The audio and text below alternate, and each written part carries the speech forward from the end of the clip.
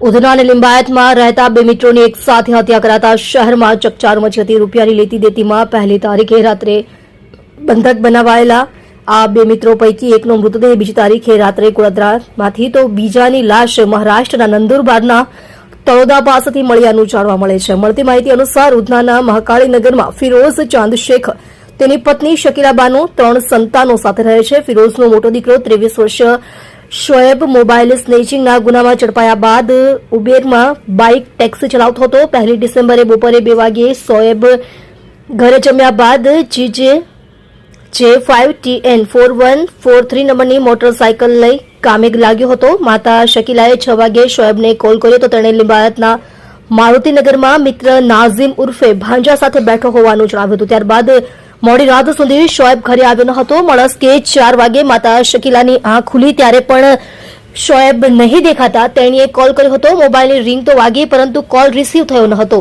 ચિંતાતુર બનેલી શકીલાએ શોએબના મિત્ર નાઝીમને કોલ કર્યો હતો। એક કોલ રિસીવ તો થયો પરંતુ કોઈએ વાત કરી ન હતી। જોકે થોડા સમય કોલ ચાલ્યો એમાં તેણીને ગાળાગાળી સંભળાઈ હતી। શકીલાએ મિત્રો અંદર મસ્તી કરતા હશે એવું વિચારી કોલ કટ કર્યો અને સૂઈ ગઈ હતી। ત્યારબાદ સવારે 8 વાગે નાઝીમનો મોબાઈલથી કોલ આવતા શકીલાએ રિસીવ કર્યો હતો, જેમાં શોએબે વાત કરતા જણાવ્યું હતું કે અમારે 1 લાખ રૂપિયાની લેવડ દેવડ છે, પરંતુ હાલ તમે 20,000 રૂપિયા મોકલાવી આપો જેથી આ લોકો મને તથા નાઝીમને માર નહીં મારે। આ સાંભળી શકીલાએ પતિ ફિરોઝને ફોન આપી વાત કરવા કહ્યું હતું।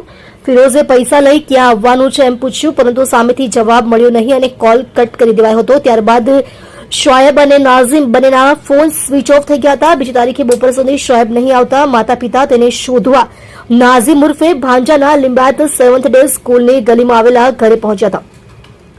એ ઘરે કોઈ મળ્યું ન હતું। ત્યાર પછી રાત્રે 10 વાગે લિંબાયત પોલીસ સ્ટેશનમાંથી શકીલા અને ફિરોઝને તેડું આવ્યું હતું। નાઝીમ લાપતા થયા હોવાની તેની બહેને ફરિયાદ આપી હતી। નાઝીમ છેલ્લા શોએબ સાથે હતો અને તેના ફોનથી શકીલાને કોલ કરાયો હતો।